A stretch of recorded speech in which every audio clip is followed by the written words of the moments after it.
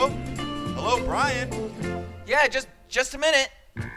Hey, listen, sorry, I don't have a lot of time. It's Bryan from This, That, and the Other. Look, okay, I want to tell you everything. I want to tell you the truth about wood. You want to know about the real stuff? You want to know why the earth is hollow and why we're being run by aliens?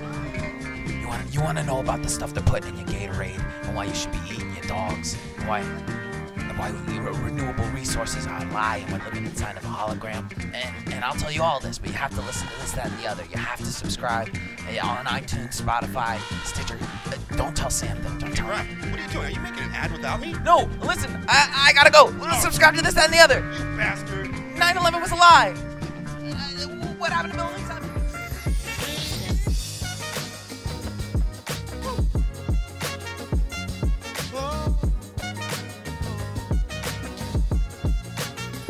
All right, thank you guys so much for listening. That's right, a special B.O.G.O. That's a buy one, get one free episode from This, That, and the Other.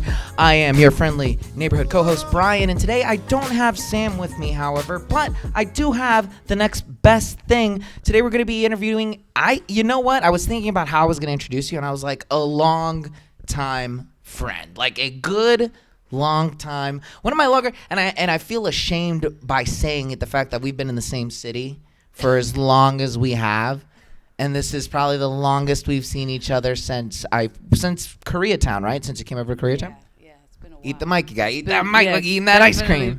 It's been too long. Too long. Way too long. Wow. My friend Shanice.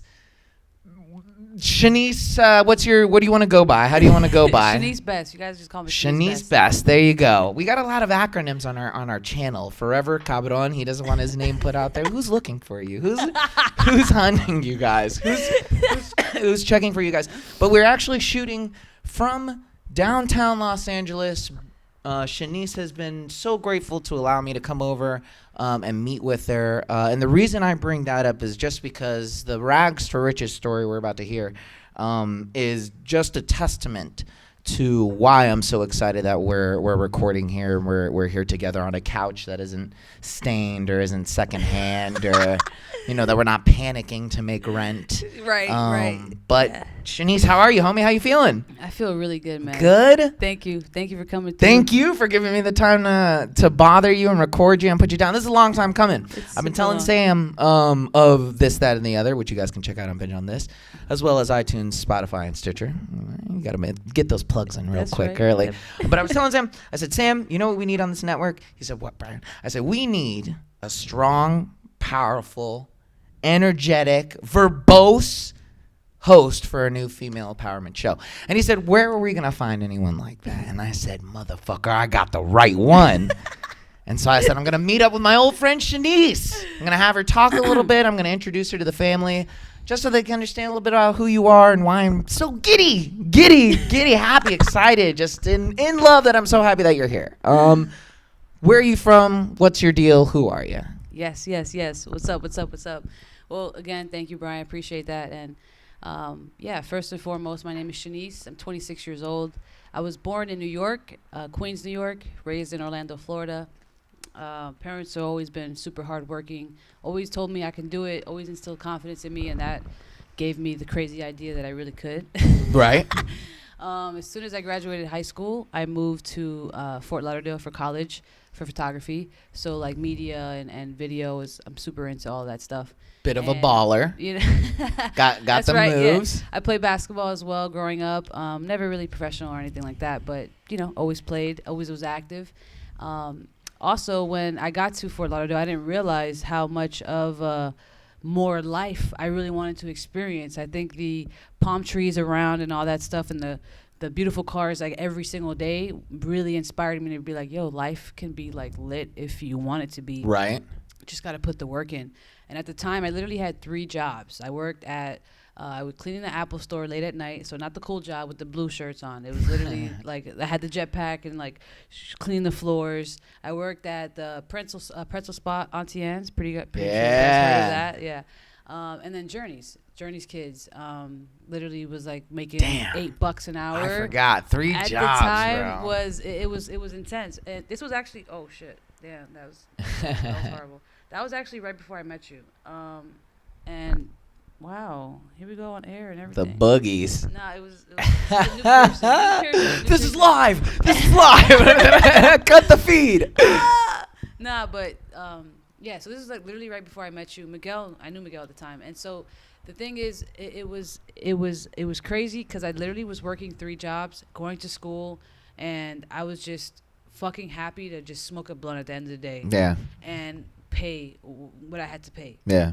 And that's when I realized, dude, there's way more to life than this. And got online one night. I saw, would you rather pay $40 for weed or would you pay $40 to invest in your future?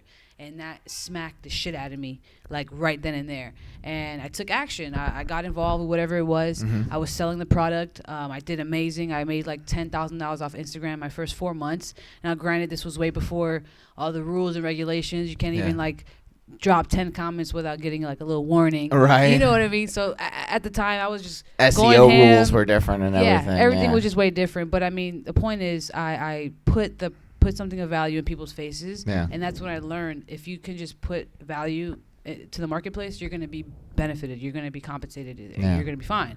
And so I just took it another notch and fast forwarded to about 4 years. I did amazing in network marketing. Made over like $50,000-$60,000 my first 2 years.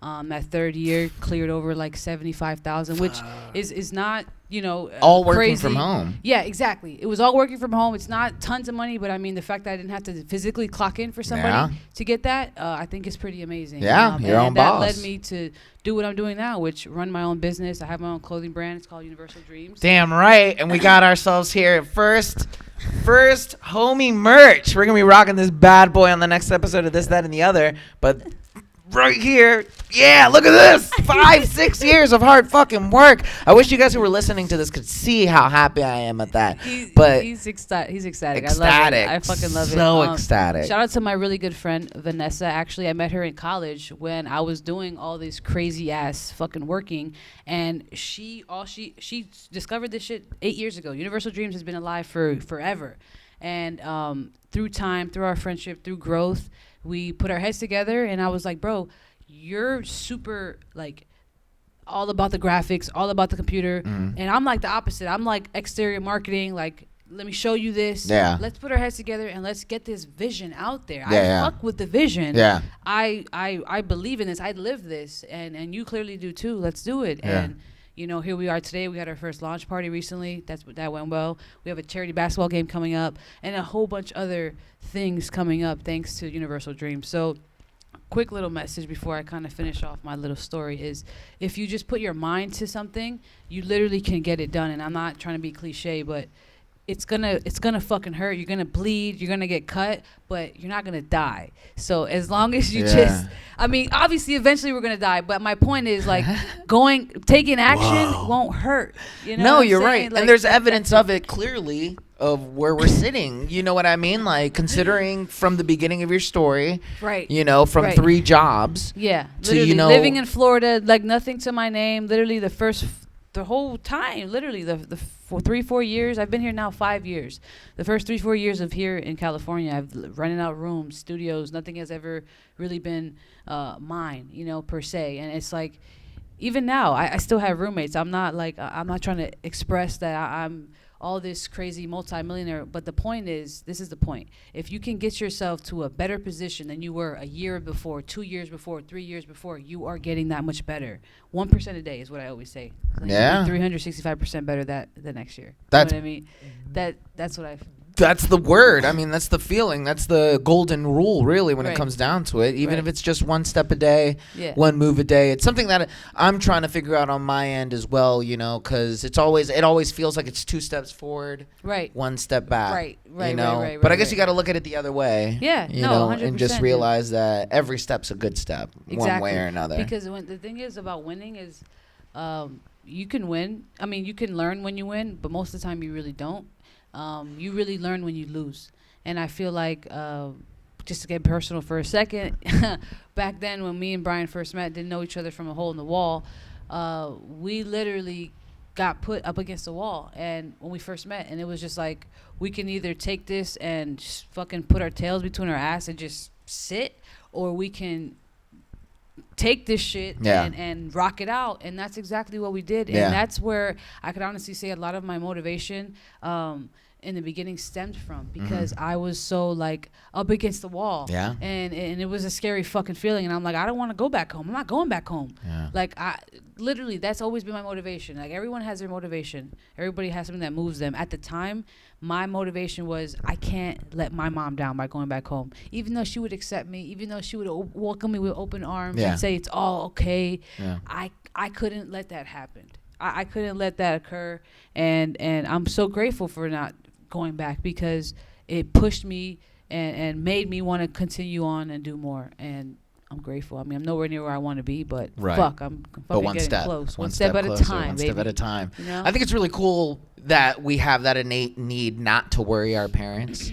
You know, to even, because we know they would help us no matter what. Like, but you just don't want to. I mean, to put that burden back on them again after leaving the nest is so unnecessary. Yeah, it you really know, is. It really is. Let's talk. I come on to hop back to Florida, because Florida to me is very pivotal, like you said, because it's not just. I mean, it really, I feel like it was a collaborative transformation amongst all of us, you know. When you left, when we left Florida, I should say, with nothing, and I mean nothing. I mean, we had. Remember the girl we met on the plane? Just to give you guys a little background, we left. What year was it? It was 2013, bro. 13, yeah. We left. You were 20. You weren't even 21 yet. You were 20. I was 20. Yeah, about to be 20. No, I was like 21. Because I was 21. I had just turned 21. And I had just turned 21. You're younger than me, homie. All right, so 20. Yeah, okay. Yeah, because I had just turned 21 that year. And I remember because we went to the Foxhole. Yeah. And you never went to the Foxhole. That's right. Foxhole. That's right. And so when we. So, and again, the reason why I bring this whole up is I do have one solid question. But at that time, we were living in this very The Secret, manifest, positivity, stones, power, inner power, which again, that's nothing to scoff at in any way, shape, or form. It's not, because I'm very big on my stones. I meditate and do all those things. Yeah, and again, I don't say that anyway, because I do practice a lot of that still. But did that have something to do with you deciding I don't want 3 jobs anymore? Did that have any type of influence as far as you moving? Question. That's a great question. I don't know if I ever told you the story. So the person we were with at the time that we lived with, he actually showed me law of attraction right before. This was before he even moved into that spot, from what I believe. When he was still in Lauderdale. Yes. Yeah. When we were at the dorms. Yeah. So he showed me the secret. It was like a holiday week. Everybody was out of town. I was walking around trying to hang out with somebody, and he's like, "Yo, you want to hang out? Want to smoke?" I'm like, "Yeah, let's go. Whatever." Go in the room. He's like, "Yo, let me show you this video." I'm like, "Okay, whatever." Go on YouTube, law of attraction, The Secret. I'm like, "What the fuck is this?" Watch it. My mind is blown instantly. And then at that point on, I literally, I finished it. I went home, finished it on my own.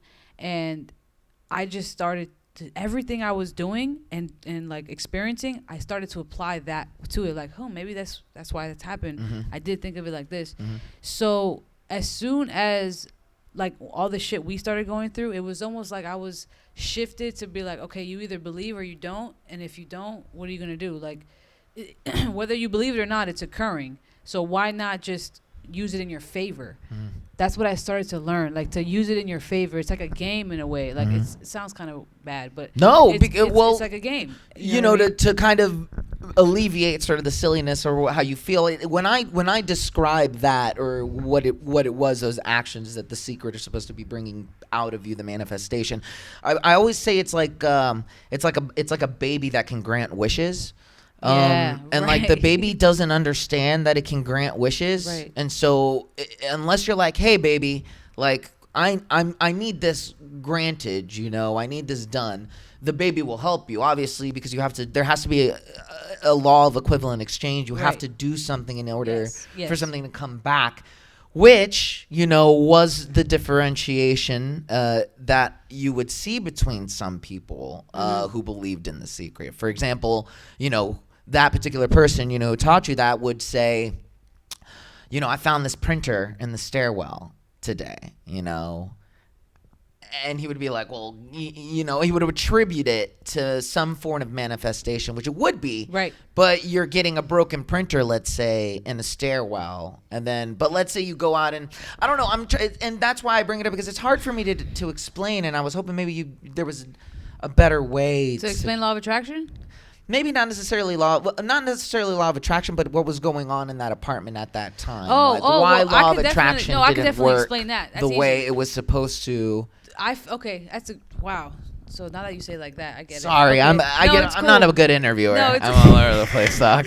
So before you came in the picture, I had already Eat the mic. I started to realize like before you got in the picture, the toxic things that were affecting him, right?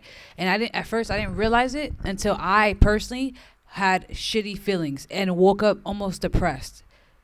Mind you, I'm 19, 20 years old, never experienced that depression or sadness or anything like me personally. Shanice, just I've always been a positive person. Anybody knows me knows I've always been happy. Even before knowing about law of attraction, I've always just been uplifted. That's how I am. And so I started to feel these feelings, and I'm like, nah, something is wrong here. And that's when I started to learn about the law of association. And now I didn't even Google it or YouTube it or anything like that. I just started to learn on it on my own. And then when I started to educate myself on it is when I realized, okay, this is a real thing. I was taking in all the energy he was going through, breakup, unhealthy, a lot of shit, a lot in debt, a lot of crazy stuff, you know. And I realized, like, fuck, I need to remove myself. I didn't know how it was going to happen. You come in the picture, he paints this picture for us to come to California, do some Breaking Bad shit, but with marijuana. That's why we jumped. And that's so why quickly. we jumped. And I think now that I'm actually saying it and putting it into words, because you asked, that time, I don't know if I'm pretty sure you remember actually. We're on the plane. The only person in the world who. We're on the plane, and we get a text while we're on our connection flight, and it says, we don't have anywhere to accommodate you. You guys need to go on Craigslist and find out somewhere to sleep.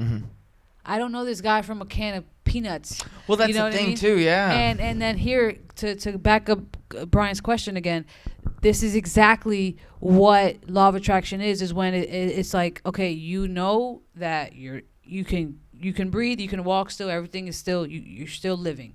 So now it's your choice to respond to the situation how you want to respond to it.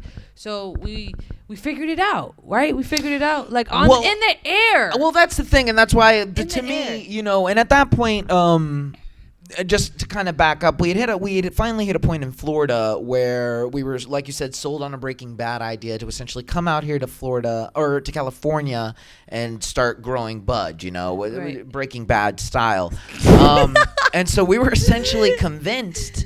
And I can relate so much to the way that you were feeling during those 2-3 months. That feeling of just because I remember getting up and working. Going to work you at the worked restaurant. so much. I remember that shit. I gave you so many props. All that money going away and disappearing, and then needing away. more money because rent was late and having to pay the rent fee. And then I remember a young woman. Oh because my God. Keep in mind, I showed up there to go with someone who I have had a lot of respect and faith in, someone who I believed was like, right. There's no way we can fail. Yeah. And that time in Florida and going out to California was probably one of the first times that I realized, like, you can fail and you will fail. Right. And even if it's the most close person in the world, failure is always an option, and it is always a possibility, and you have to think for yourself and follow your own gut at that time. And if I could go back in time and go back to the exact same moment when the idea was first pitched to us, and I remember being like, this doesn't feel right. Like, this does not feel right. I would take that little motherfucker and I would shake him and I'd be like, you're right, because it doesn't feel right because something is going wrong. Like, right. But that goes to show you what you'll do when you're in a position of having your back put up against the wall, when you don't think that there's anywhere to go, then there's no option. Yeah. And I think that really, and like you said, we sold everything. We sold the futons we were selling on. We packed away everything we had. I quit my job. We did everything under this guise that we were gonna come out here. In debt. Safe to Cali. Oh yeah. Put yourself in debt. I bought tickets. Did everything. Said goodbye. Adios. Should have burnt the whole place down. Sold my car. And then day before we left, one of our partners said they weren't going to go out there, that they had to stay because they had to make sure that the apartment transfer was done properly. And they said, get on the plane, head out there. We'll meet you when you get out there. And when we were 13,000 feet up in the air, the closest you'll probably ever get to God, all hell broke loose. All hell broke loose. Wow. All hell broke loose, and you got that text.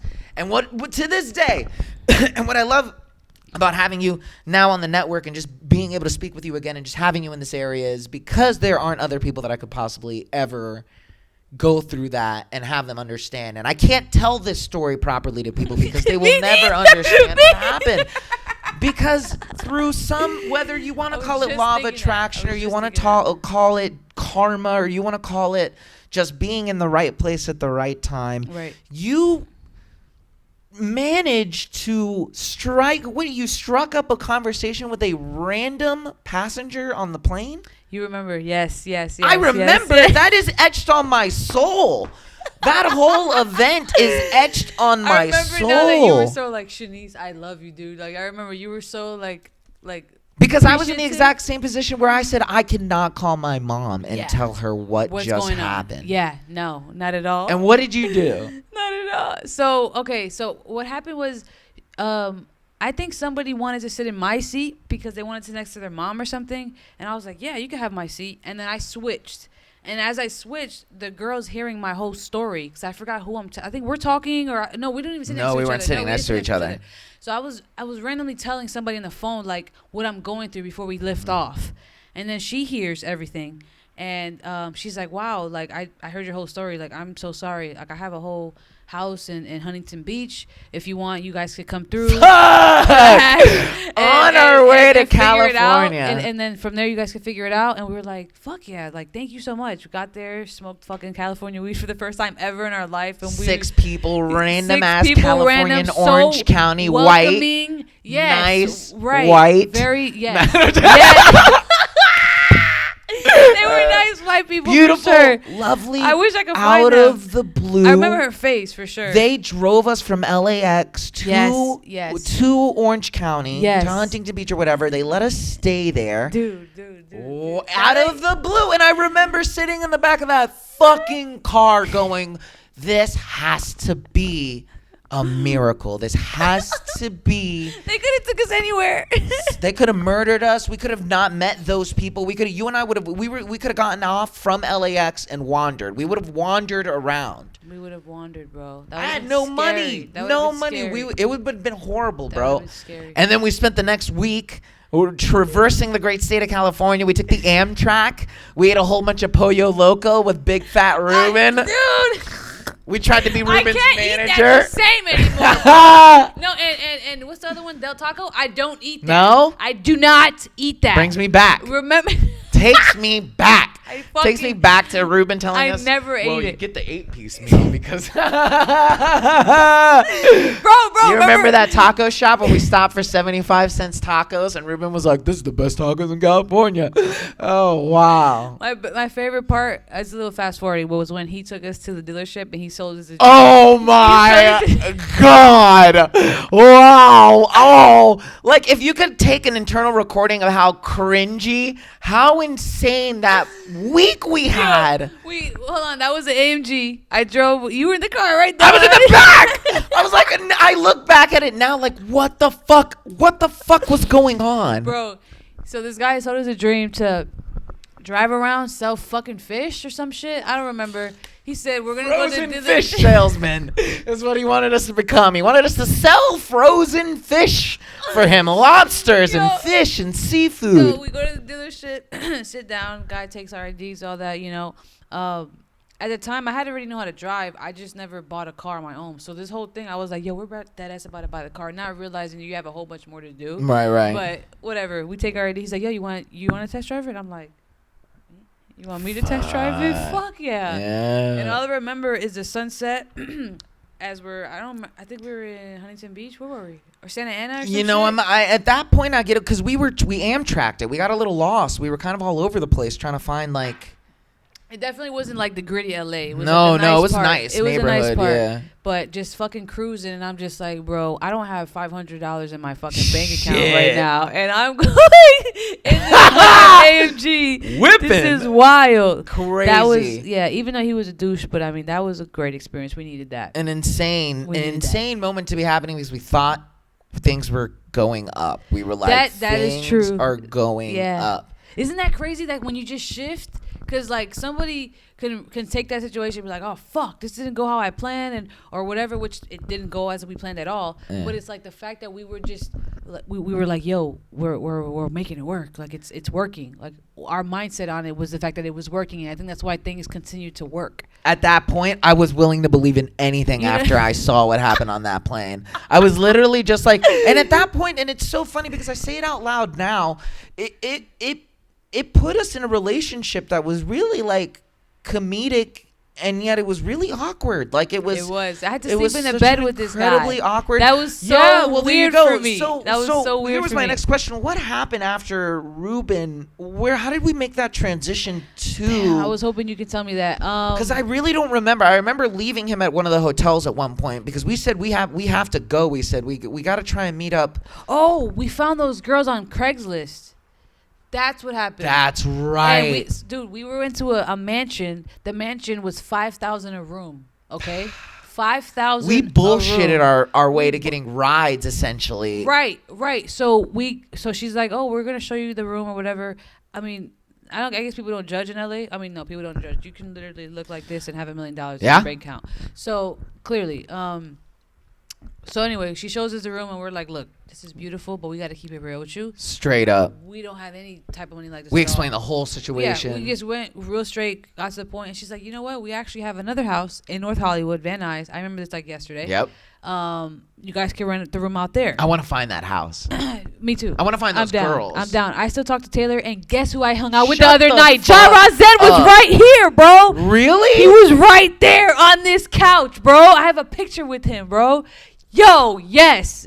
He's looking younger than ever too. It's crazy. So anyway, we move into this house. What was he? Okay, Bro. That's for later. He came into this party that I've Why never was- been to. He first listen. I met him at a house. It was like a deep house event, like deep house music. Yeah. He's like, yo, somebody told me to come through and play the drums. I've never been here. I'm like, what? I've never been here. What the fuck? This was like 2 weeks ago. Holy shit. And I was gonna leave. I was lit. I was dancing. I was tired. Yeah. He's like, no, wait. I'm gonna play the drums. Plays the drums. I have a video, bro. It's crazy. Like That's for plays that's the drums. We're gonna add that in. Like we literally plays the drums and I go crazy dancing, bro. He looks young as hell. I was like, yo, you gotta come back to my house. Come back to my house. Let's smoke. Let's hang out. He sat right here. Fell asleep till 9 a.m. Wow. He lives in San Diego now.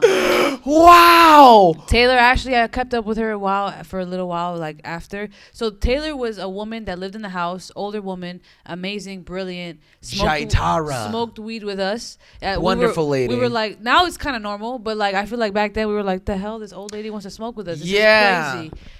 She was like the first introduction to like a legit hippie trans woman. Like, right. True spirituality through and through. A sexual teacher. A sexual teacher, You right. know? She actually taught me how to meditate, and I tell the story all the thank time. God that ended differently. I she- thought you were going to be like, she taught me all about sex. And I was going to be like, So Bryan would be in the room. I'm pretty sure he'd be like, "What the fuck are they doing over there?" But yeah, I one day asked her, and she was just like, "You could come with me." And every morning, she would wake up, have her tea, Under the go to the orange back, tree. under the orange tree, and we would meditate every single day. And this was in 2013, and that literally set me off, not only with confidence and mind clarity, but I think just how I really started to really believe in myself. Yeah. Because I was able to quiet my mind. And that's a whole nother conversation. But For sure. she brought in Ja Razen one day, another spiritual man. Literally, these people look like they were Born yesterday, homie. Gandhi or what can you She like looks like shaman? She looks like some Mother type of- Teresa on you know- ayahuasca. And You he know looks what I mean? like And he's the like a black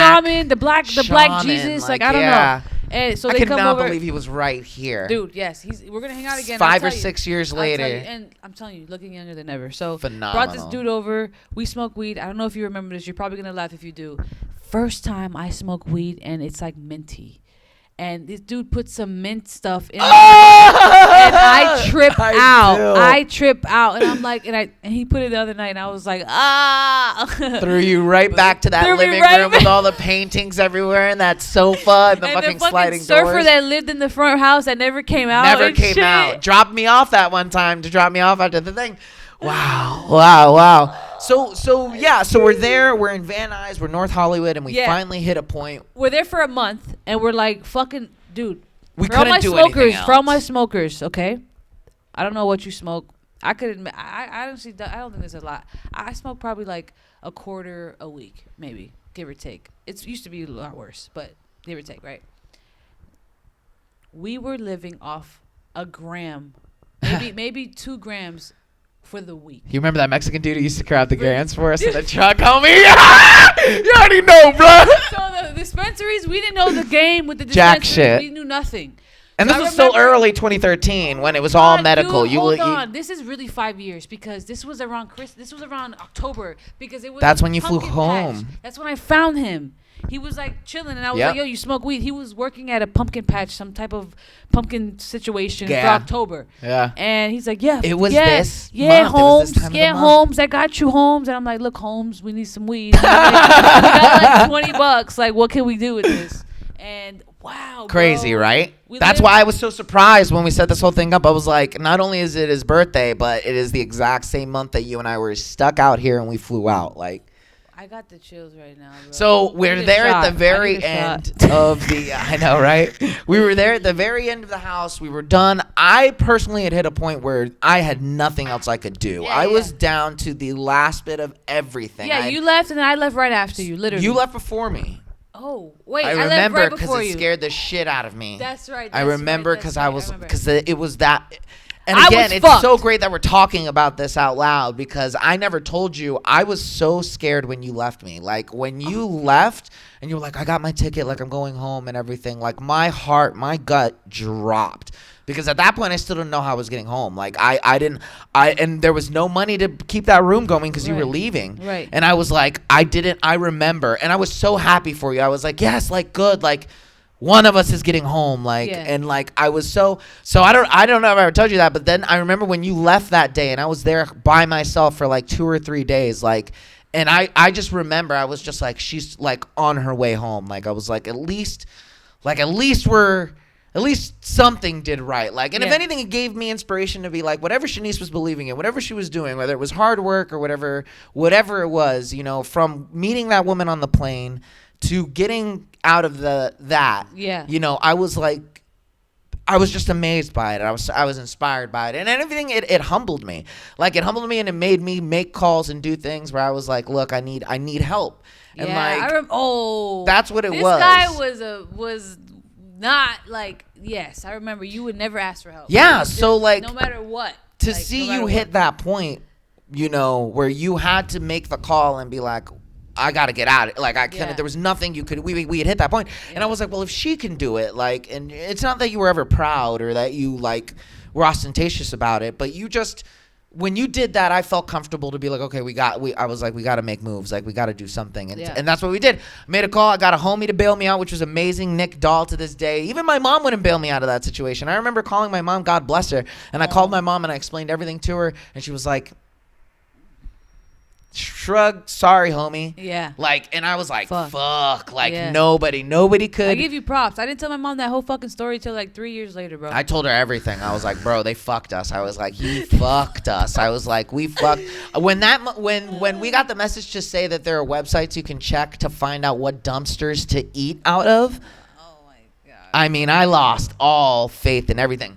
But there we go. And then we leave that. And then from there, we don't kind of talk for a little bit. For At a that while, point, you're making good moves, MLM moves. I literally locked myself in a fucking apartment for 2 months.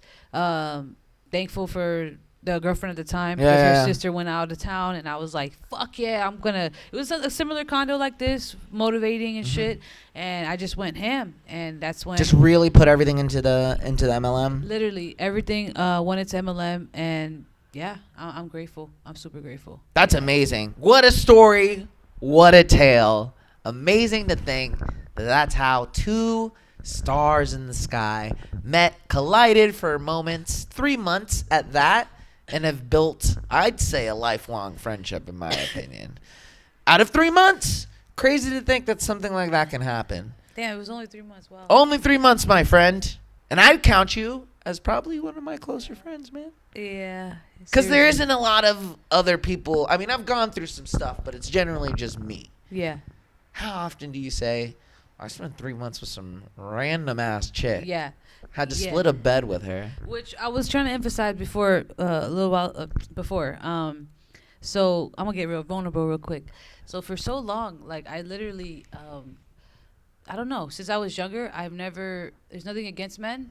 I just personally I was never comfortable around other men. And I don't know, it's just probably definitely through old past traumas. I definitely know it's from that. Mm-hmm. But at the time when I first met you and I had to sleep in the same bed, I was so like upset, and I knew like he nothing wrong with Bryan. Like, he was very like, this dude was a rock. I felt the exact same way. Yeah, he wouldn't even move, and I was just like, man, it's really me, because like this guy won't even like nudge or nothing like that. Like, there's nothing for me to be worried about, and it's just like another thing that we learned. It's so weird, right? Like, the things that we learn, and it's like what life throws at us sometimes, so we can like realize, hey, this is something here that we gotta face. Yeah. And I didn't realize it at that point in time. I mean, obviously it got easier for me, but now, like, healed self, healing self, in the process of healing Shanice, I can look at it and say, man, I was definitely like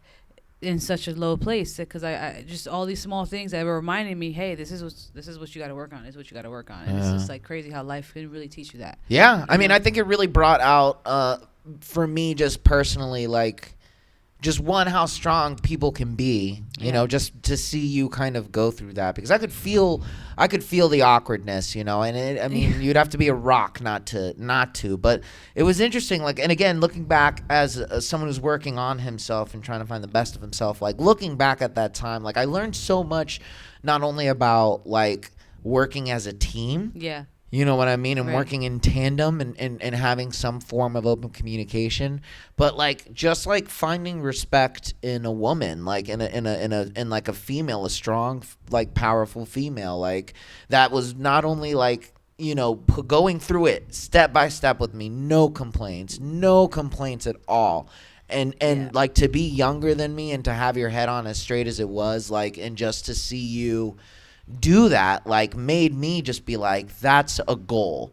Like, it doesn't matter what gender it is. It was the pure act of doing something. It was the actual seeing of it, and in itself a manifestation of your actions, of what you spoke. To speak something out loud and to do it, it like was so amazing to me, and I learned so much from those 3 months, that I honestly feel like it probably helped me get through the next couple of years after that, going through the woods and then going to Arizona. And, I remember that. Yeah, and I think I remember specifically those times just being like, well, come on, man, like, it's not as tough as like having to do something like share a bed with some random guy that you've never met in your life before. Like, it was little things like that, and so like I'll always, I don't think I've ever said it out loud before, but thank you for sticking through that, because it would have been bad, I think, if one of us had like bailed or gotten hurt or just been like, no, like, I don't, because we could have easily been like, I don't want to be with you anymore. I don't want to be near you anymore. We don't, and we didn't do that. And I think there's something special about that. It's weird. Like, it's weird. Yeah. Like my first ex-wife, yeah, like, you would always my say first that. ex-wife. But we're here now. And I guess like now that we're on the back end of it, like, let's just talk goals, what's the game plan? What are we doing? For sure. Fuck yeah. So 2020 is right around the corner, and basically, I mean, personally, anybody that follows me now on Instagram, especially Profits Over Wages, by the way, is my Instagram. I talk about financial literacy. I preach and emphasize on, spend $1, make $2, like, that's it. It's in my damn name. You know what I mean? Nothing against anybody that does trade their time for money at all. If anything, that's an amazing way to get capital to go ahead then and invest yourself. You know what I mean? But trading Forex is not only something that is current, but it's the future. So I'm literally showing as many people as I can the power of Forex through a software that I currently use and I'm currently in profit on. And that's what 2020 looks like. I mean, like, literally the start of children funds. I don't even have any thoughts of children anytime soon, but that's the type of legacy I'm looking to build. I have huge goals. Yeah, of course. I mean? I want to buy my mom a house. I plan to buy my first property next year as well. And I know through leveraging a $6 trillion market, I can do that. And not only me, but anybody else that wants to take advantage of it, because it's there. There's so much money to be made. And granted, it's a risk. I'm not giving any financial advice. I'm not a financial license of any sort.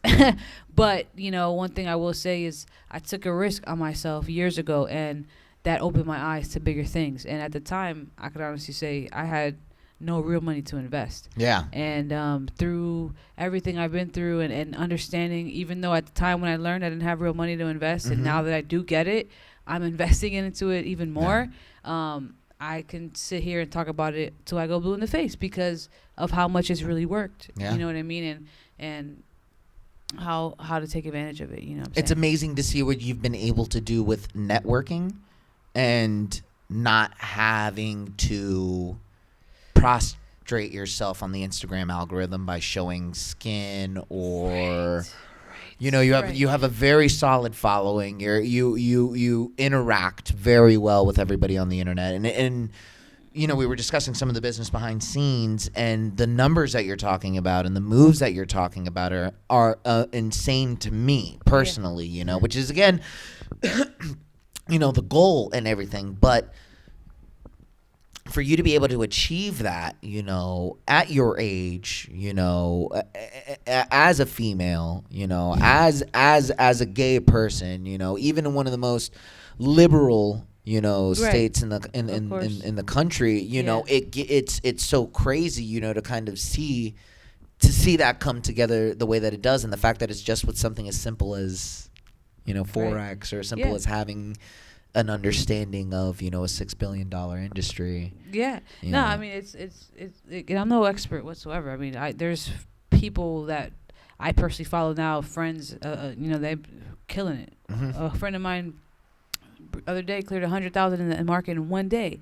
Like, you know what I mean? I'm definitely not doing numbers like that as of now, but I guess what I really want to indicate is that it doesn't matter where you start. Like this stuff can go from paying a car note to a mortgage to buying a business for you. You know what I mean? Yeah. Like that's why it's like no matter what, that's it. This is what I'm going to be, including with my clothing brand and everything else, all my creative things that I'm interested in, obviously, we got to still be our human self and create. But unfortunately and fortunately, in this world, you need green to live. Right. Like just us, I have the AC on. We're paying right now as we're recording. And it's like, that's something that we'll never be able to avoid. So instead of trying to avoid it and talk shit about it, just run with it. My man. And you know what I'm saying? And that's it. That's great. I mean? That's gravy. And you know what? That's all it is. What I really like about it is you haven't changed. Since 5 years, of anything from the people that Don't insult me, bro. I've changed. To the stuff. I mean, just kidding. I don't know. I mean, me just from, I'm obviously internally, and maybe you're putting on a facade, and maybe it's just because it's the first time that we've seen each other in a while, you know what I mean? But I sense, and my sense is usually 100% right, that it's the same hardworking 19-year-old, pimply, hardworking, mean sometimes, like cold shoulder chick down to the core. And it's great because you are in a position now where you don't need to be like that anymore. You could be a different person. You could have LA change you, and you're not. You're still that chick from Fort Lauderdale, like, who's out here to kick ass, take names, and make and just survive. You know what I mean? And more than survive now. That's what's different. Yeah, thrive. Now it's just to thrive. Now it's to have, a legacy, like you said. Exactly. Maybe not kids, but to help kids, the charity basketball thing. I definitely plan to have kids, but I mean, like, in the sense of, that's the type of time I'm on. Like, what I'm going for. I'm trying to create accounts. That's the change. That's what it is. That's the change I can get down with. You know what I mean? Last thing, I guess I kind of want to get into, second to last thing, really. Just some words of advice for, I guess, like you said, people who are feeling like you felt with the 3-job thing? Like when they're at that point where they're just, it's cool to come home and smoke. Yeah. You know, give them some incentive. What is it? Yeah. Basically, so for me at the time, I'm gonna be honest, I didn't have any real obligations, like kids, like most people do, or 17,000 bills to worry about. So I feel like it was a little more difficult to like really, all right, I'm gonna make this, I'm gonna figure this out. But if you have those things, for example, for those that do, that right there should be all the motivation you need to take that next step and go from working your 9 to 5 and working your 5 to 9 and investing in your craft and whatever it is you're good at and whatever it is you want to do. If you don't, then I would sit down, and even if you do, sit down, write down what moves you. Why do you wake up in the morning? Yeah, I know you got to pay your bills, but what seriously drives you to take action and maybe go do a side hustle from time to time, or whatever you do for your extra money, or whatever you do for your regular job? What moves you to do that? And take that and run with it and write it down. And it's a why. That's all it is. Like, that's what moved me at first. At first it was paying the bills, and then it got to, well, if I want to do more than pay the bills, I got to have a deeper vision. You can't really, you really can't go after just nothing. If you go after nothing for so long enough, you're going to get nothing. You know what I mean? You have direction. Direction is important.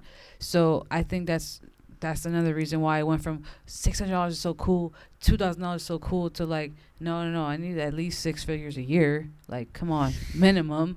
You know what I mean? Yeah. Like, it's knowing your worth. Yeah. You know, we've talked about it before on the show, like just getting a better understanding of like what your worth is, how much your worth is an hour, you know, what you need to make a month to survive, and how you need to make it, and you know what you charge based off of that. I feel like the 6-figure mark is it's shitty to say. I don't know, maybe it's not. But like in America, in L.A., to like really, I feel like to really like get to where you want to be, that's a starting point, like a starting point to shoot for. And then when you get there, be smart and invest and go and take a little bit that you have and make it bigger. So essentially it'll be high 6 figures and then 7. You know what I mean? And if that's not what you want, you just want to get to 6, then fine. Same thing applies. You know what I mean? Yeah. So, which is a great segue into sort of what the show's gonna be about. If you like, so what? Yeah. What are it's Universal Dreams podcast. So. Or just Universal Dreams, or just, Universal you know, Dreams. It's still, Yeah, so literally gonna just talk about everything from financial literacy, hearing about your, you know, favorite artist, hearing about your favorite sneaker, hearing about your favorite clothing brand at the time, and even interviewing people today in the media, people that, you know, we look up to per se, and just really, it's for not only the youth, but I feel like it's from anybody that's from 12 to 60 can take advantage of this and take something from this podcast, because not only are we going to tackle everything of today, but like I said, the financial literacy part, like everybody wants to learn how to make $1. Yeah. Everybody wants to learn how to do less for more. Yeah. Essentially. And that's possible, working smarter, you know, and so really covering the things that need to be covered in order to work smarter, you know. So. And I think it's going to be good for everybody to hear, you know, this from someone who's living it, who's smart in it, who has an idea of what they're doing. Right. You know, and again, the demographic being, for me personally, the reason this show kind of really drives me is you're going to be able to speak from a position that I can't speak in, no matter how good of an actor I am or how good of an imagination I have.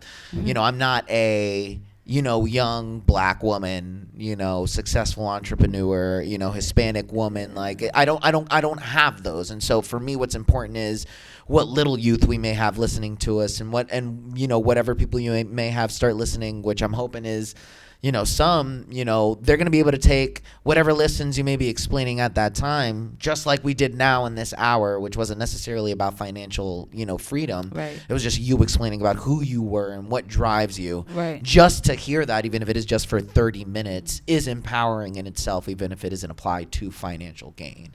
You know what I mean? Because those things that you're talking about, those words, those steps can be applied to everything, not just money, but to life, and just, the meditation and just eating healthy and just, healing yourself. And for me, that's going to be great. And I know my sisters are going to really like it too, that's because who wants to hear me talk all day and sound effects and all that wild shit, You'll be able to bring a little culture to the show.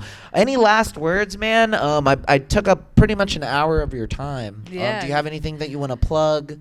I think that's pretty much it. You guys want to follow me on Twitter, Shanice Best _, and then Instagram, Profits Over Wages, all spelled correctly. No Z's, no W's. Yeah, no weird stuff. No print symbols, nothing weird like that. No dots or anything. Yeah. And last but not least, no matter what age or who you are, where you are in the world, if there was an idea that has come to your head of any sort, that is an example that you're allowed to have that because it was in your head for a reason. Facts. That's what I truly believe. So I really hope you guys appreciate you guys enjoyed this special buy one get one free episode of This, That, and the Other. If you guys want to listen to this as well as every other episode that we have available, make sure that you check us out on iTunes, Spotify, Stitcher, CastBox. We are also on YouTube under Binge On This. And personally, I just want to say this has been a phenomenal interview. I am so happy not only to be able to talk to you again and to see an old friend and hopefully be able to see you, a little bit more regularly now that we're going to have this new show on the channel. Make sure that you guys keep an ear out for that. I'm going to call it the Universal Dreams Podcast. I like it. UDP, Universal Dream Podcast. I'm hoping to have that out probably. I'm going to put this episode up this week, probably within the next 2 days. Because we missed a week on This, That, and the Other, so we'll have this come in. So next week, we're going to try and have you start pump some stuff out. As always, make sure that you guys check out What's Hood with Forever Cabron, an intricate look at Mesoamerican modern-day Hispanic life from a man who lives it every single day. What's Hood with Forever Cabron. And make sure that you check out Happy News with Perry Kurtz, a delightful 30-minute show with Perry Kurtz, professional comedian, as he interviews friends and enemies and talks to them about some beautiful things that happen throughout the day. Sam of All Trades, where your great Sam is actually going to be watching some trailers, reviewing the trades, and explaining a little bit about the professional screenwriting process. And Reading Ronins, a wonderful child reading show available on YouTube. It's me reading books, this delightful voice, rubbing the inside of your ear with delicious words and verbs from some of your favorite authors. Nothing from Penthouse, I promise. Guys, thank you so much for sticking around and listening. Make sure that you review, share, and let a friend know. Because remember, love each other, stay safe, and dream the dream of 1,000 dreams.